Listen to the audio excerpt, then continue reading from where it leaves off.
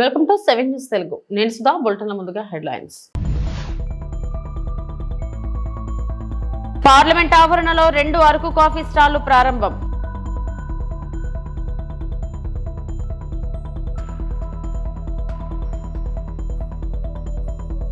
ప్రభుత్వం ప్రతి రైతును ఆదుకోవాలన్న మాజీ ముఖ్యమంత్రి YS Jaganmohan Reddy.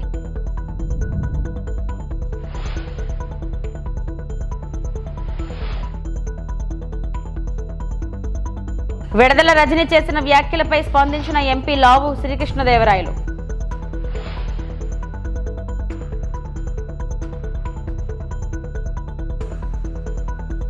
Betting app కేసులో ముగిసిన యాంకర్ శ్యామల విచారణ.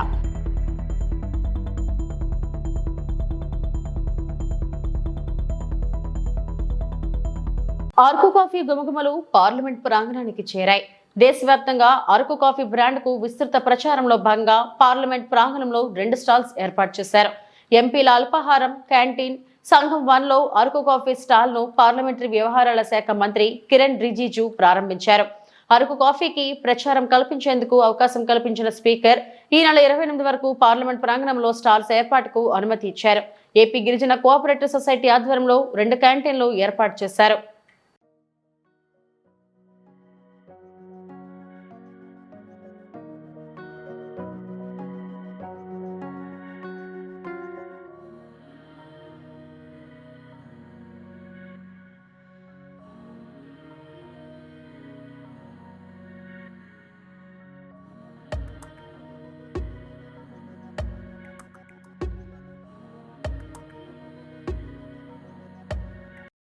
కొంగు బంగారం భద్రాచలం శ్రీ సీతారామచంద్ర స్వామి వారి శ్రీరామనవమి తిరు కళ్యాణ బ్రహ్మోత్సవాలకు ముఖ్యమంత్రి రేవంత్ రెడ్డికి ఆహ్వానం అందిందని భక్తులు తెలిపారు.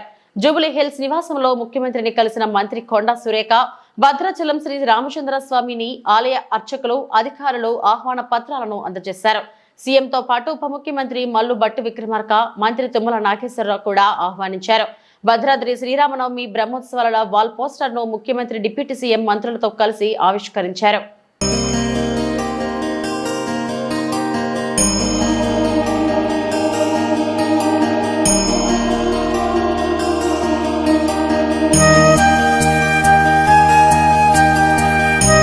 ఏపీలో రైతులపై కూటమి ప్రభుత్వం కపట ప్రేమ చూపిస్తుందన్నారు వైఎస్ఆర్సీపీ అధినేత మాజీ ముఖ్యమంత్రి వైఎస్ జగన్మోహన్ రెడ్డి. రాష్ట్రంలో అకాల వర్షాల కారణంగా రైతులు ఇబ్బందులు ఎదుర్కొంటున్నారన్నారు. ఇలాంటి సమయంలో ప్రభుత్వం రైతులను ఆదుకోవాలని డిమాండ్ చేశారు. రైతులకు ఇన్సూరెన్స్, ఇన్పుట్ సబ్సిడీ ఇవ్వాలన్నారు. వైఎస్ఆర్సీపీ అధినేత వైఎస్ జగన్ వైఎస్ఆర్ జిల్లాలో పర్యటించారు. ఈ సందర్భంగా తాతిరెడ్డిపల్లిలో అకాల వర్షం కారణంగా పడిపోయిన అరటి పంటలను పరిశీలించారు. ఈ సందర్భంగా పంట నష్టపోయిన రైతులతో ఆయన మాట్లాడారు. పంట నష్టం కారణంగా వారి ఆవేదనను అర్థం చేసుకున్నారు. ఇక్కడే ఇంటిగ్రేటెడ్ కోల్డ్ స్టోరేజ్ కనిపిస్తుంది. పులివెందల అన్నది అరటికి సంబంధించి రాష్ట్రంలోనే అత్యధిక సాగు చేస్తూ ఉన్న ప్రాంతం ఏదైనా ఉంది అని అంటే అరటి సాగులో పులివెందల రాష్ట్రంలో నెంబర్ 1. పులివెందల అరటి సాగులో ఇక్కడ పులివెందల రైతులకు మంచి జరగాలనే ఉద్దేశంతో మా ప్రభుత్వ హయాంలో వైఎస్ఆర్సీపీ ప్రభుత్వ హయాంలో 25 కోట్ల రూపాయలు పెట్టి ఇంటిగ్రేటెడ్ కోల్డ్ స్టోరేజ్ కూడా పెట్టడం జరిగింది. మా ప్రభుత్వం ఎలక్షన్లకు పోక మునిపే దాన్ని ప్రారంభించడం కూడా జరిగింది. ఎంత దారుణమైన పరిస్థితి ప్రభుత్వంలో ఉంది అని అంటే కనీసం దానికి యూజర్ ఏజెన్సీని టెండర్ పిలిచి యూజర్ ఏజెన్సీని ఐడెంటిఫై చేసి యూజర్ ఏజెన్సీకి దాన్ని అప్పచెప్పి కనీసం దాన్ని వాడుకలేకి కూడా ఈ ప్రభుత్వం తీసుకొని రాకుండా ఈ ప్రభుత్వం నడిపిస్తూ ఉంది అని అంటే వీళ్ళకి రైతుల మీద ఎంత కపట ప్రేమ ఉంది అని చెప్పడానికి ఇంతకన్నా నిదర్శనం అవసరం. అక్కడే గన యూజర్ ఏజెన్సీని గన ఇచ్చి ఉండింటే 500 మెట్రిక్ టన్నులకు సంబంధించిన సామర్థ్యం ఆ కోల్డ్ స్టోరేజ్లో ఉంది కాబట్టి యూజర్ ఏజెన్సీని కనుక పెట్టి ఉండింటే ఆ యూజర్ ఏజెన్సీ అరటికి సంబంధించిన కొనుగోలు చేసేవాడు. వీళ్ళు రైతన్నలు ఆ యూజర్ ఏజెన్సీ అక్కడ పనిచేస్తూ ఉంది కాబట్టి వీళ్ళైనా కూడా అక్కడ పెట్టుకునే పరిస్థితి ఉండేది. మా ప్రభుత్వ హయాంలో ఏ రకంగా ఎక్స్పోర్ట్ చేసినాము 2 కంటైనర్లను పెట్టి అరటికి సంబంధించి అవి ఇంకా ప్రోత్సహించబడేటివి. ఈరోజు చూస్తే ఎంత దారుణమైన పరిస్థితి అని అంటే, ఒకవైపున రైతుల పరిస్థితి ఈ వర్షాల వల్ల, ఈ గాలుల వల్ల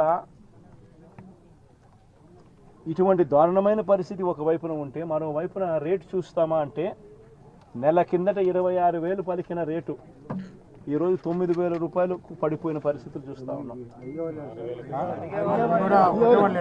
9,000 కూడా కాదు, ఇంకా 9,000 కూడా కాదు సార్, ఇంకా తక్కువ, ఇంకా తక్కువ అంటున్నారు. వ్యాపారస్తులు ఎంత అంటే బండి పంపడు సార్. ఈరోజు 9,000 కాదు 6,000 అని చెప్తున్నారు రైతులందరూ. ధర పడిపోయిన పరిస్థితులు కనిపిస్తూ ఉన్నాయి. మరి రాష్ట్ర ప్రభుత్వం అన్నది రైతును ఎక్కడ పట్టించుకుంటా ఉంది అని అడుగుతా ఉన్నా.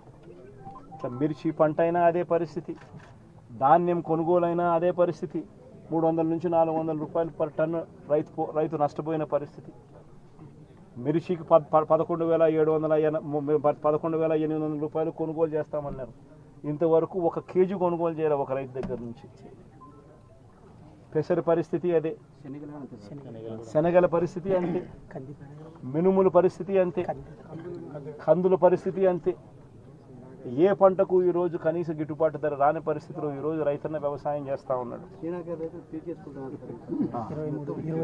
రైతన్నలకు చీనీ చెట్లకు సంబంధించి గతంలో ఎప్పుడు చూడని రేటు వైఎస్ఆర్సీపీ హయాంలో రేట్లు వస్తే టన్ను ₹1,00,000 75,000 అమ్మిన రోజుల నుంచి చూస్తే సూట్ అనేది లేకోకుండా, కమిషన్ అనేది లేకుండా కొనుగోలు చేసే పరిస్థితి గతంలో ఉంటే ఈరోజు 23,000, 15,000, 18,000. కోవిడ్ టైంలో లారీలు డీజిల్ మనమే పెట్టి రైతులకు డైరెక్ట్ అకౌంట్ వేసినాం సార్. 12 కోట్ల రూపాయలు రైతుకు డైరెక్ట్ రేటు మన కోవిడ్ లో కొన్నంత రేటు ఉంది సార్. లారీలు మనమే దారుణంగా ఉన్న పరిస్థితి. నేనైతే ఒకటి చెప్తా ఉన్నా, ఈ 4,000 ఎకరాలకు సంబంధించిన ఈ ప్రతి రైతన్నకు నేను ఒకటే భరోసా ఇస్తా ఉన్నా. ఈ ప్రభుత్వం మీద ఒత్తిడి తీసుకొచ్చే కార్యక్రమం జరిగేందుకే, చేసేందుకే ఈరోజు నా ఈ పర్యటన. ఈ పెద్ద మనిషి చంద్రబాబు నాయుడు గారు రైతులకు ఇవ్వాల్సిన ఇన్పుట్ సబ్సిడీ ఖచ్చితంగా ఇవ్వాలి, ఇన్సూరెన్స్ సొమ్ము కూడా ఖచ్చితంగా రైతులకు అందరికీ కూడా రావాలి. ఏ రైతన్నకు కూడా ఇవి రాని పరిస్థితి ఎక్కడైనా ఉంది అని అంటే మాత్రం ప్రతి రైతన్నకు నేను ఒకటే చెప్తా ఉన్నా, కళ్ళు మూసుకుంటే సంవత్సరం అయిపోయింది, ఇంకా కళ్ళు మూసుకుంటే మరో 3 ఏళ్ళు ఓపిక పట్టండి. వచ్చేది మన ప్రభుత్వమే. మన ప్రభుత్వం వచ్చిన 1 నెలకే ప్రతి రైతన్న ముఖంలో సంతోషాన్ని చూసేట్టుగా వాళ్ళకి. అంతర్జాతీయ మార్కెట్లో నర్సాపురంలో తయారయ్యే లేసు ఉత్పత్తులకు ప్రత్యేక గుర్తింపు ఉందని, దీన్ని తీసుకొచ్చిన ఘనతకు స్థానిక మహిళలే దక్కుతుందని కేంద్ర పరిశ్రమల శాఖ సహాయ మంత్రి శ్రీనివాస్ వర్మ అన్నారు. పశ్చిమ గోదావరి జిల్లా నర్సాపురం మండలం రుస్తుంబాదిలోని ఇంటర్నేషనల్ లేసు ట్రేడ్ సెంటర్లో ఈపీసీహెచ్ ఆధ్వర్యంలో ఏర్పాటు చేసిన హ్యాండీక్రాఫ్ట్స్ ఎగ్జిబిషన్ ను మంత్రి నిమ్మల రామానాయుడుతో కలిసి ప్రారంభించి మాట్లాడారు. మారుతున్న ట్రెండ్ కు అనుగుణంగా మహిళలు కొత్త డిజైన్లను తయారు చేయాలన్నారు. లేసు ఉత్పత్తులకు పూర్వ వైభవం తీసుకొస్తామన్నారు. మంత్రి నిమ్మల రామానాయుడు మాట్లాడుతూ, మార్కెట్లోకి మిషన్ పై తయారీపైన కొత్త డిజైన్లు వస్తున్నప్పటికీ హస్తకళల ఉత్పత్తులకు మాత్రం డిమాండ్ తగ్గలేదన్నారు. ప్రభుత్వం అందిస్తున్న శిక్షణను మహిళలు వినియోగించుకోవాలన్నారు. కార్యక్రమంలో ప్రభుత్వ విప్ బొమ్మిడి నాయకర్, ఎమ్మెల్యే పీతాని సత్యనారాయణ తదితరులు పాల్గొన్నారు.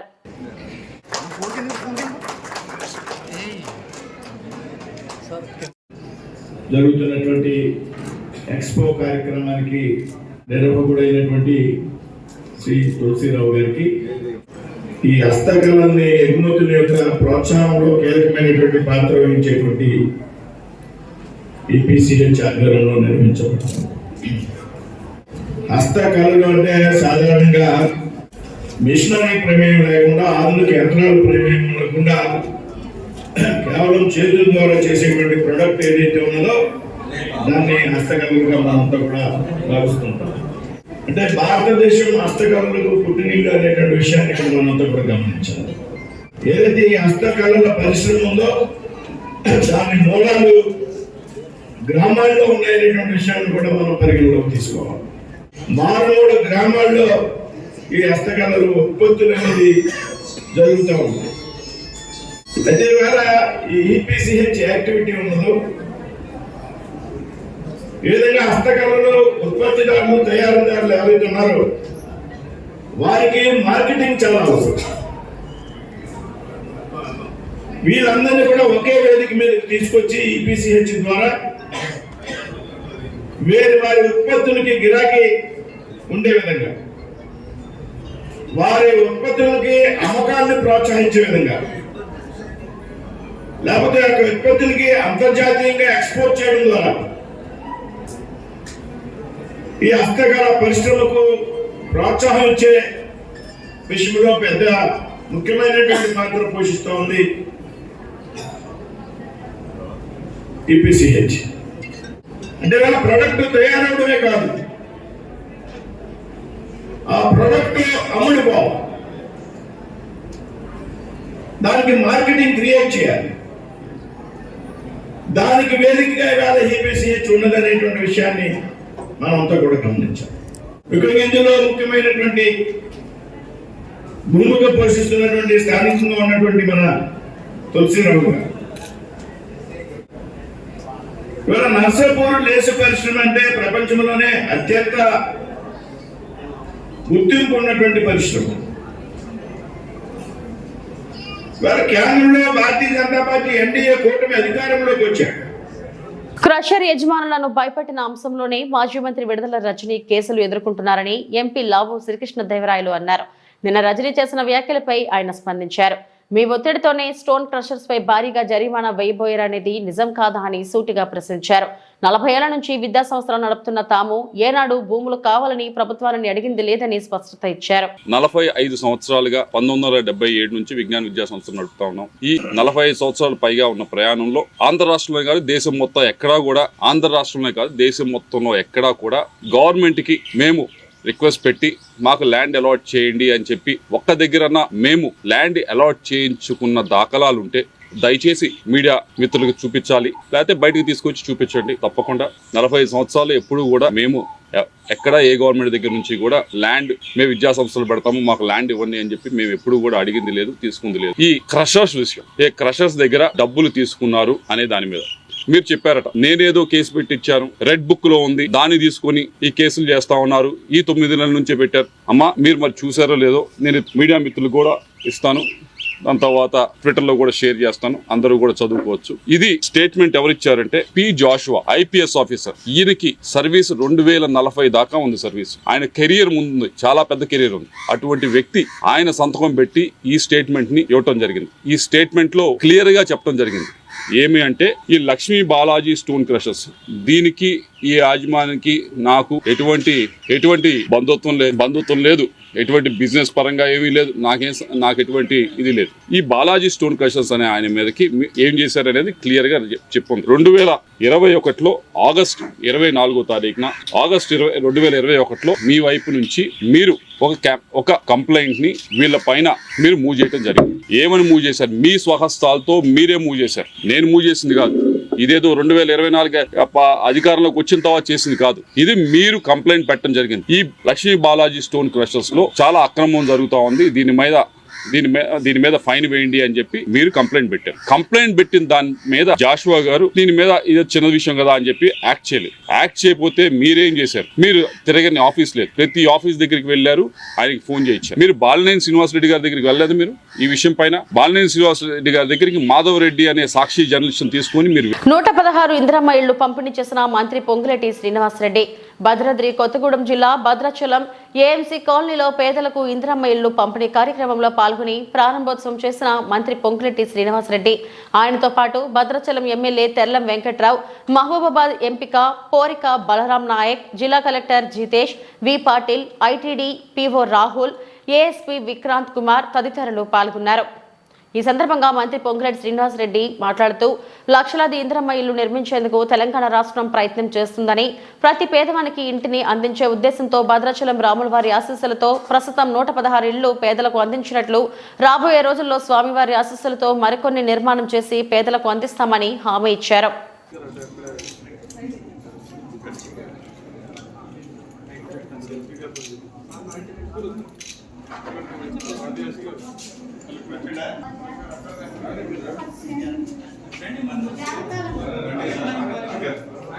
షిఫ్ట్ అవ్వలేదా?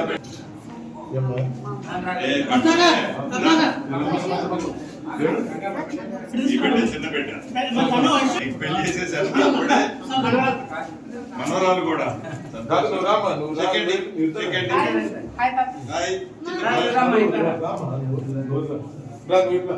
కలెక్టర్ గారు ఈ జంటకి మీరు బట్టలు పెట్టండి.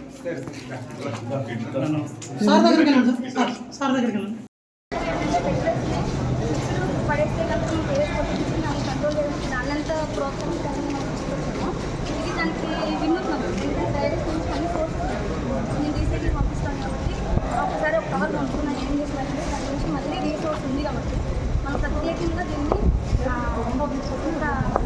సపరేట్ అంటే ప్రతి ఐటమ్ పేపర్ అలాగే ప్లాస్టిక్ మ్యూజిక్ ప్లాస్టిక్ ఇలా అన్ని రకాలు కూడా సపరేట్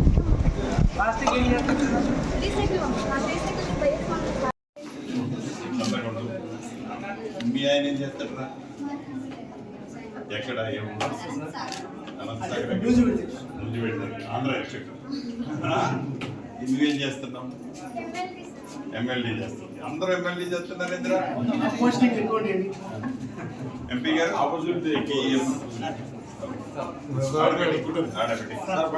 చల్లగొండు ఏ కష్టం ఉన్నా ఇక్కడ లోకల్ ఎమ్మెల్యే గారు ఉంటాడు. ఏదైనా కలెక్టర్ గారు లేదా నాకన్నా ఫోన్ చేయి. శాసనమండలిలో తమకు సమాధానం చెప్పలేక మంత్రులు తోకముడిచారని వైఎస్ఆర్సీపీ ఎమ్మెల్సీ పర్వతిరెడ్డి చంద్రశేఖర్ రెడ్డి విమర్శించారు. నెల్లూరులో మీడియాతో మాట్లాడిన చంద్రశేఖర్ రెడ్డి ప్రజలకు ఇచ్చిన హామీలను అమలు చేయడంలో ప్రభుత్వం ఘోరంగా విఫలమైందన్నారు. కూటమి ప్రభుత్వం వైఫల్యాలను మండలిలో అడుగడుగునా ఎండగట్టాం. మా ప్రశ్నలకు సమాధానం చెప్పలేక మంత్రి లోకేష్ అబద్ధాలు చెప్పారు. బీసీల బలవంతపు రాజీనామాలపై సుదీర్ఘంగా చర్చించకుండా లోకేష్ తోకముడిచారు. గత ప్రభుత్వంలో లక్షల ఉద్యోగాలు ఇస్తే కూటమి ప్రభుత్వం ఒక్క ఉద్యోగం కూడా ఇవ్వలేకపోయిందని, డీఎస్పీ నోటిఫికేషన్ కై సంతకం పెట్టి ఇప్పటి వరకు దానిపై ప్రభుత్వం స్పష్టత ఇవ్వలేదన్నారు. గత ప్రభుత్వం లక్షల్లో ఉద్యోగాలు ఇస్తే కూటమి ప్రభుత్వం ఉన్న ఉద్యోగాలను తీసేస్తుందన్నారు. వచ్చినాయి. ఏం చెప్తున్నానంటే 2019కు ముందు తెలుగుదేశం పార్టీ అధికారంలో ఉంది. వారు ఒక్క సంవత్సరం పాటు ఫీజు రియంబర్స్మెంట్ 18-19 బకాయిల్ని ఒకే రోజు 28/4/2020 వాళ్ళు పెట్టినటువంటి 1 year బకాయిల్ని జగన్మోహన్ రెడ్డి గారు సింగిల్ డే రిలీజ్ చేసినారు. లోకేష్ గారు ప్రధానంగా చెప్పినటువంటి అంశం ఏంటంటే 13 లక్షల మంది, చాలా ఇంపార్టెంట్ పాయింట్, 13 లక్షల మంది గవర్నమెంట్ ఎడ్యుకేషన్ స్కూల్స్లో నుంచి పిల్లలందరూ కూడా డ్రాప్ అయినారు. దీనికి వైఎస్ఆర్సీపీ ప్రభుత్వమే కారణం అంటే రాష్ట్రంలో 13 లక్షల మంది విద్యార్థులు ప్రభుత్వ స్కూల్స్లో నుంచి డ్రాప్ కావడానికి వైఎస్ఆర్సీపీ కారణమని ఒక పెద్ద ఆరోపణ చేస్తున్నారు. మీరు ఒక్కసారి ఆలోచించండి, జగన్మోహన్ రెడ్డి గారు ఏం పాపం చేస్తున్నారు? మీకు తెలుసు కదా, గవర్నమెంట్ స్కూల్స్ మనం చదువుకునేటప్పుడు ఎట్టున్నాయి, ఈరోజు గవర్నమెంట్ స్కూల్స్ ఎట్టున్నాయి.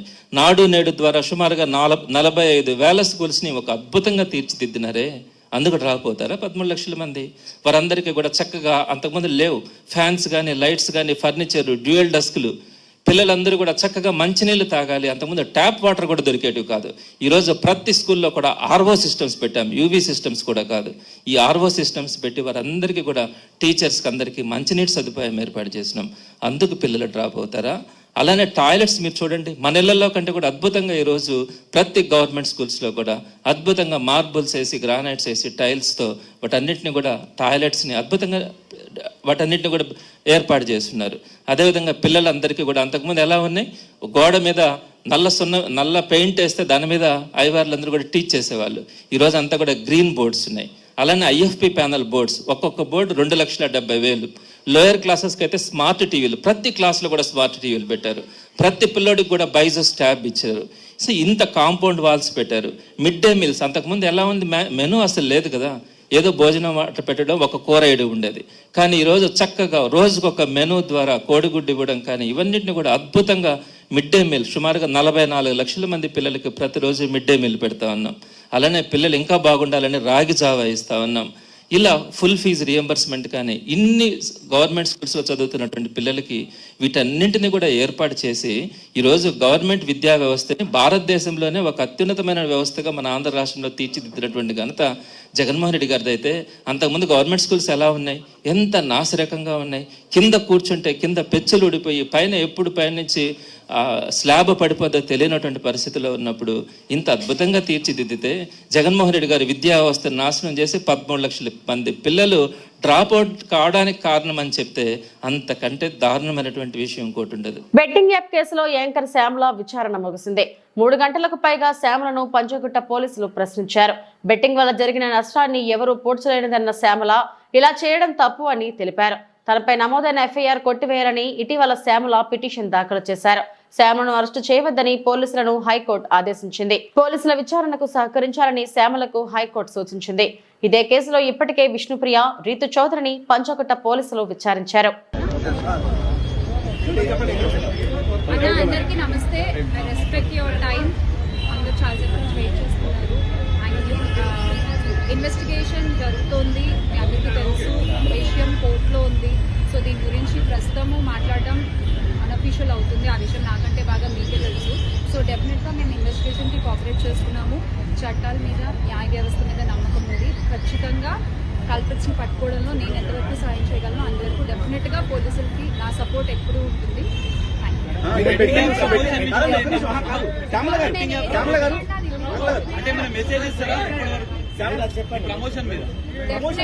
డెఫినెట్ గా ఇది తప్పు. అండ్ ఆ కుటుంబాలకు ఎవరైతే నష్టపోయారో వాళ్ళకు కూడా ఖచ్చితంగా ఆ లోటు ఎవరు తీర్చలేనిది. ఇంకా ముందు ఇలాంటివి ఏమీ జరగకుండా తీసుకోవాల్సిన బాధ్యత మన అందరిపై ఉంది. ఇది ఒక రెస్పాన్సిబుల్ సిటిజన్ గా చెప్తున్నాను.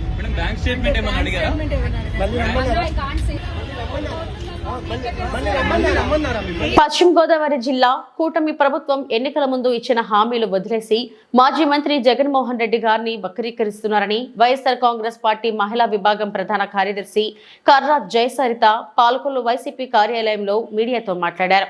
సూపర్ 6 హామీలు ఇచ్చిన హామీలు గాలికి వదిలేశారని, యువతకు ఉద్యోగ అవకాశాలు ఇస్తారని, యువతను, రైతులను, ప్రజలను కూటమి ప్రభుత్వం మోసం చేసిందని మాట్లాడిన కర్రా జయసరిత రాష్ట్రంలో జరుగుతున్న పరిస్థితులను కనుక మనం గమనిస్తే ప్రజలు ఎన్నో సమస్యలతో బాధపడుతూ ఉంటే ఈ కూటమి ప్రభుత్వంలో ఉన్న నేతలు, ముఖ్యమంత్రి గారు, అలాగే ఉప ముఖ్యమంత్రి గారు, ఎమ్మెల్యేలు అందరూ కలిసి చీఫ్ కామెడీలు చేస్తూ సేద తీరుతున్నారు. మరి ఒక పక్కన సూపర్ 6 హామీలన్నీ కూడా అమలు చేసేసాం అన్నట్టుగా, అలాగే ప్రజలు కూడా ఎంతో సంతోషంగా జీవిస్తున్నారు అన్నట్టుగా వీళ్ళందరూ కూడా ఎకిలి స్కిట్లు చేస్తూ, అలాగే చౌకబారు మాటలతో మరి జగన్మోహన్ రెడ్డి గారిని ఉద్దేశించి వాళ్ళు చేస్తూ ఉన్నారు. అంటే జగన్మోహన్ రెడ్డి గారు అంటే ఎందుకు అంత ద్వేషం అని అడుగుతూ ఉన్నాను. మరి మా ఎమ్మెల్యేలు కూడా అక్కడే ఉంటే క్రీడలు సంస్కృత కార్యక్రమంలో భాగంగా విజయవాడలో జరిగిన మీటింగ్లో మా ఎమ్మెల్యేలు కూడా అక్కడే ఉండి మరి మీ మీద ఇలాంటి ఎకిలి స్కిట్లు చేస్తూ ఉంటే మీరు కూడా పగలబడి అలాగే నవ్వుతారా అని అడుగుతా ఉన్నాను. ఎందుకంటే చంద్రబాబు నాయుడు గారు అధికారంలోకి ఎన్నికల ముందు ఏం చెప్పారు? బాబు వస్తే జాబ్ వస్తుందని చెప్పి ఒక కొటేషన్ పెట్టి మరి విద్యార్థులందరినీ నమ్మించి ఓట్లేసి తర్వాత 2 లక్షల ఉద్యోగాలు తీసేస్తున్నామని చెప్పి అసెంబ్లీ సాక్షిగా ప్రభుత్వం చెప్పింది. ఇది నిప్పులాంటి నిజం కాదా అని అడుగుతా ఉన్నాను. అలాగే మరి అధికారంలోకి వచ్చిన తర్వాత బాబు గారు మీరు ప్రభుత్వ ఉద్యోగాలు ఎన్ని వచ్చాయి, ప్రైవేట్ ఉద్యోగాలు ఎన్ని ఇచ్చారు, అలాగే క్యూ కట్టిన కంపెనీలు ఎన్ని, క్యూ కట్టని కంపెనీలు ఎన్ని, నిరుద్యోగ భృతి ఇస్తా ఉన్నారు, ఎప్పుడు ఇస్తారు, ఎక్కడిస్తారు, ఎలా ఇస్తారు అని అడుగుతా ఉన్నాను. మరి ప్రజల్లో కూడా అన్ని వర్గాల వారు కూడా ఎన్నో సమస్యలతో బాధపడుతూ ఉన్నారు. ఈరోజు ఫీజు రీఎంబర్స్మెంట్ నుంచి విద్యార్థుల వరకు, అలాగే రైతుల నుంచి మహిళల వరకు, సూపర్ 6 నుంచి వాలంటీర్ల వరకు అందరూ కూడా ఎన్నో సమస్యలతో ప్రజలు బాధపడుతూ ఉంటే మీరు కామెడీ స్కిట్లు చేసుకుంటూ జగన్మోహన్ రెడ్డి గారిని బాడీ షేమింగ్ చేస్తూ వాడు వీడు అంటూ మాట్లాడుతూ మరి ఈరోజు అవహేళన చేస్తూ ఉన్నారు. చౌకబారు మాటలు మాట్లాడుతూ ఉన్నారు, దౌర్భాగ్యం వ్యాఖ్యలు చేస్తూ ఉన్నారు, డిగ్రేడ్ మాటలు మాట్లాడుతూ ఉన్నారు, లో లెవెల్ కామెడీలు చేస్తూ ఉన్నారు. మరి ఇలాంటి మాటలన్నీ చూసి తర్వాత ప్రజలందరూ అంటున్నారు ఇదే కర్మరా బాబు అని అంటా ఉన్నారు. మరి అంతేకాకుండా ఇవి ఇప్పటివరకు నా బులెటిన్ అప్డేట్స్.